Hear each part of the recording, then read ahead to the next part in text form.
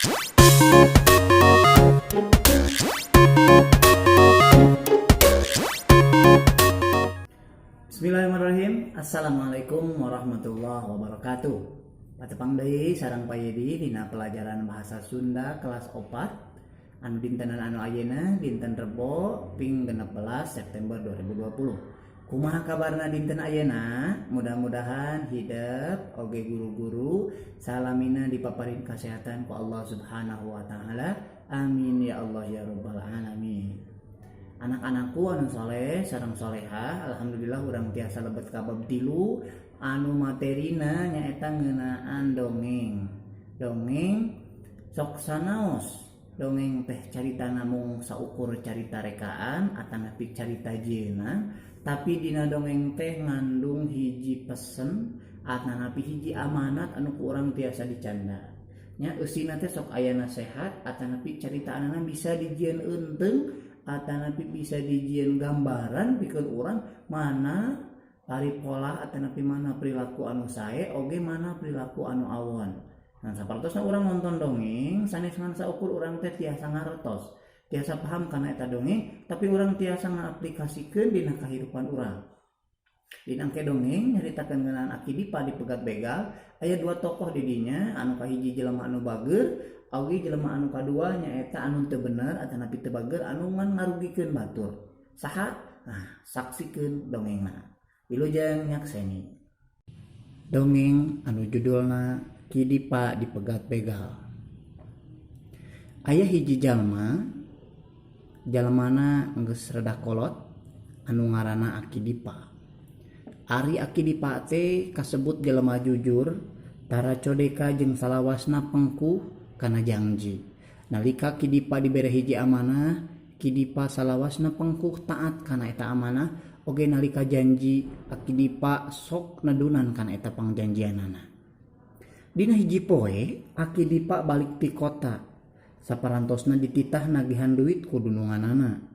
Kaitung jauh inditna teh jaba kudu leumpang. Da zaman harita mah can loba kendaraan si ke zaman ayeuna. Nya ku sabab eta Aki Dipa teh kaburitan balik. Nate di jalanna Aki Dipa kaburitan. Ku sabab kaburitan manehna ngarasa salempang. Aki Dipa ngarasa sieun. Sabab kacaritakeun yen jalan anu bakal diliwatanana teh sok kacaritakeun aya begal. Komo waktu liwat ka jalan anu sunyi anu harita kacaritakeun loba begal, Ki Dipa ngarasa sieun.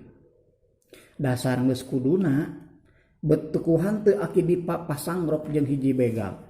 Puguh we reuaseun pisan. Da Aki Dipa teh sieun da tadi ge geus kasangka yen jalan eta teh bakal aya begal. Geus kitu eta begal teh ngahalangan jalan anu rek diliwatan ku Ki Dipa. Begal nyarita, "Hei, Aki Dipa. Bikeun eta babawaan anjeun ka kami," cek begal. Aki Dipa teh teu langsung ngajawab, "Kasih mak, abdi mah teu nyanakna naon juragan. Tong ngabohong, kan eta katingali. Kurang oge, maneh teh mawa duit. Hok, bikeun eta duitna ka kami." "Sanes artos abdi juragan, eta mah artos dunungan abdi. Teu paduli nasing duit sasaha ge, pokona kudu dipasrahkeun ka kuring. Ayeuna, yeuh tempo, kuring mawa pestol. Anjeunna yang paeh," cukup begal ka Ki Dipa. Sajroning kitu Aki Dipa neangan akal, sangkan salamet. Bet dumadakan Gusti Allah mukakeun jalan. Pok Aki Dipa ngomong, "Kieu weh atuh juragan begal," cek Aki Dipa. "Kumargi ieu teh artos kagungan dunungan abdi?" "Heueuh nya ho," si begal nempas kana omongan Aki Dipa. "Artos mah mangga ku abdi bari dipasrihkeun ka juragan begal. Tapi abdi kedah gaduh heula buktos kanggo kadunungan abdi. Hayang bukti naon maneh teh Aki Dipa? Baju abdi kedah dipestolan sing dugi ka karancang kanggo engke buktos kadunungan abdi." "Ah, gampang atuh ari kitu mah. Sok gerahan bajuna, gera gantungkeun eta baju dina tangkal kai. Kukuring arek dipestolan." Kitu Kidipa ngagantungkeun we bajuna di tanah tangkal kai dor di pestolan eta baju Akidipa teh nepi ka karancang. Geus kitu eureun eta mistolanana eta baju si begal teh ditanya ku Akidipa, teruskeun atuh cek Akidipa.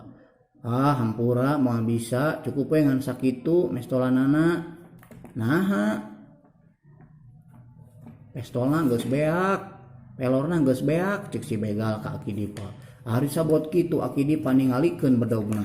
Hayu atuh ari kitu mah urang gelut, lamun maneh geus teu boga pelor mah pestolna geus eueuh. Hayu urang gelut atuh ayeuna mah cek Akidipa. Pas ningali kitu si begalna sieunun kabur lompat lampet kusabab Akidipa ngalorkeun bedog anu sakitu seukeutna.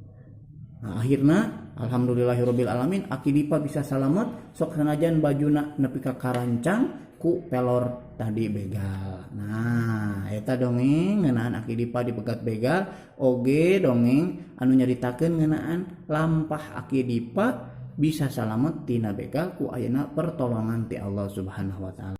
Nah, eta tadi dongeng mah kumaha rame artos dongeng mah.